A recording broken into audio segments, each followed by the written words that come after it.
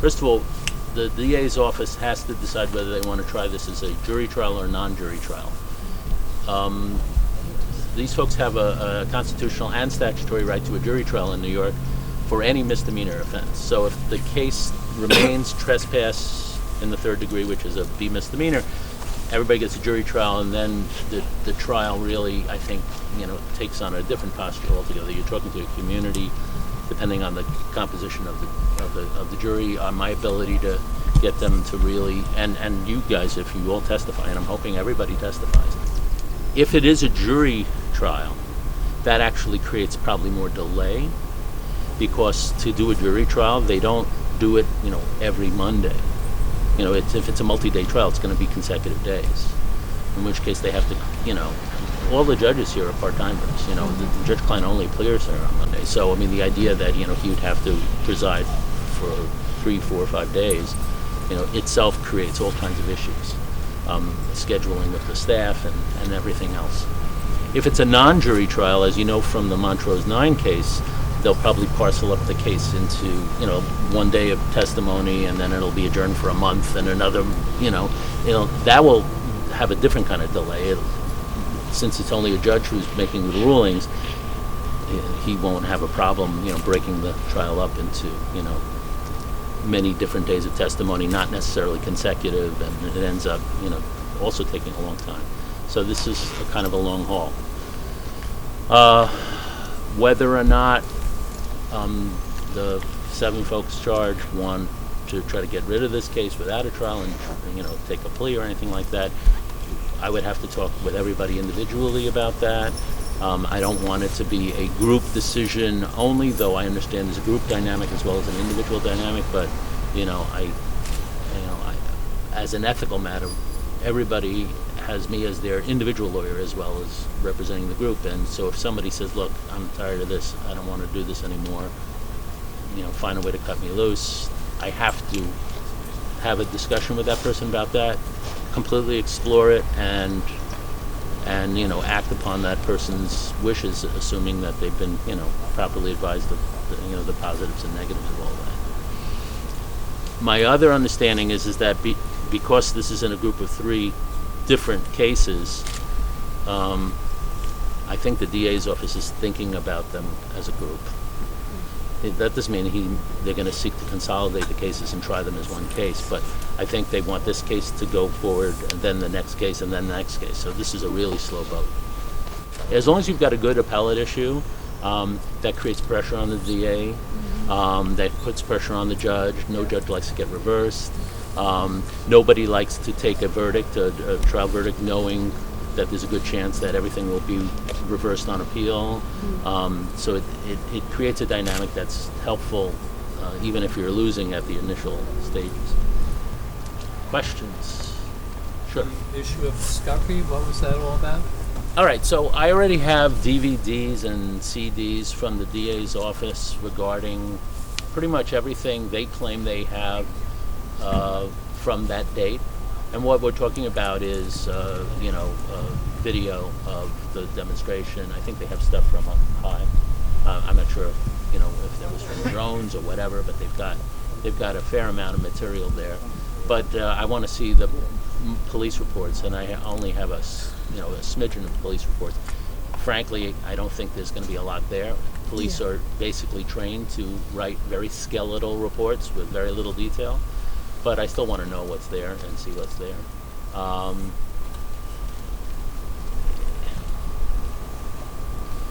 I'm interested in seeing who they're going to put on the stand from Spectra. I think they have to have somebody from Spectra.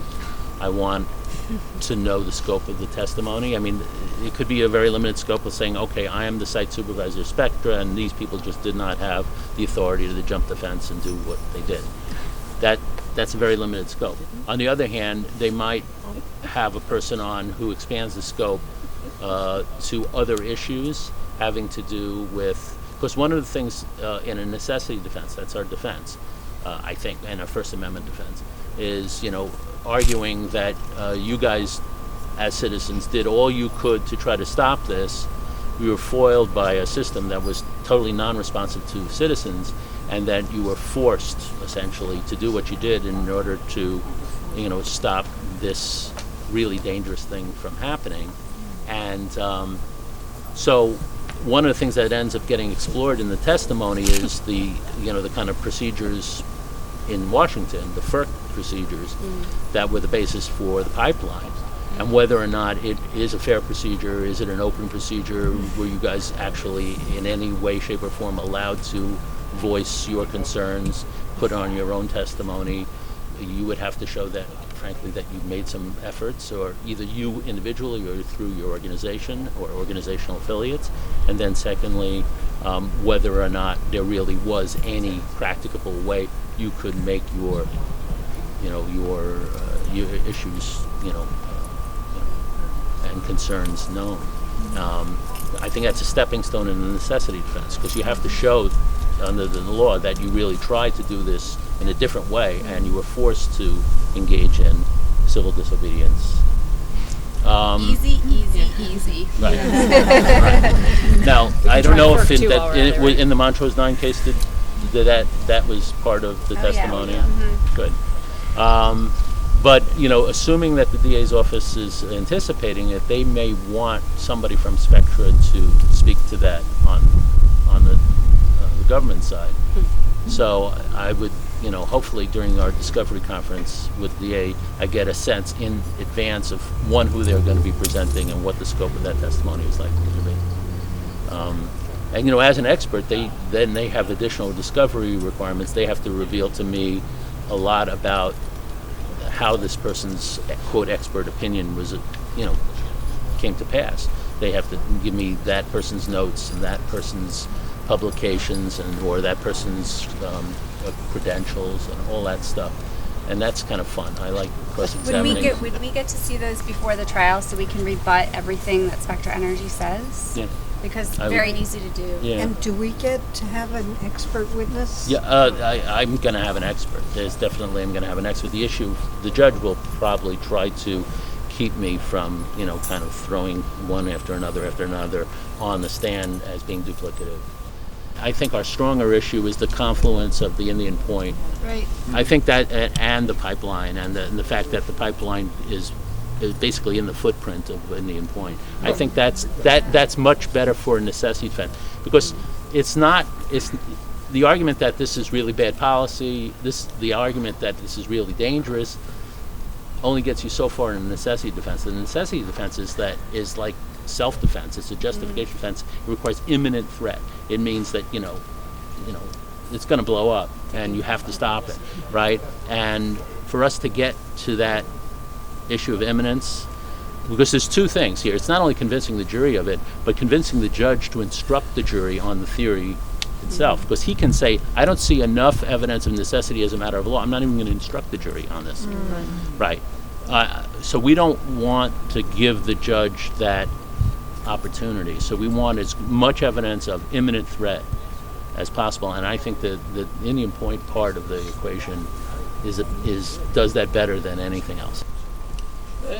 There are people currently being made sick by living near a compressor station where this gas is vented out, or if you're in the area where gas is vented out, people are being made sick. I don't know if they can come in and testify. Well, that's maybe not the people getting sick, but if the expert or experts who has a kind of more of a public health sort of approach rather than the technology of pipelines themselves. So that's maybe a third witness. Right. If the gravity of the harm is great enough, then we have less of a burden on our defense to prove that, it was going to happen any second. It could have happened any second. It still can happen at any second. We already have leaks right now. Right now, they aren't resulting in catastrophic, incidents that we know of. Might be. But that's the problem. Is that when you have the burden, and in an affirmative defense like justification, you do have the burden. It may not be enough be. Evacuation of people's homes. Yeah. It's real. Thank you, Dave, for everything. Thank you, guys. Thanks, Dave. You can't touch the center. Put your hand on the shoulder of the person in front of you. So you say, stop, Spectra. Yep. Balance. Stop, Spectra.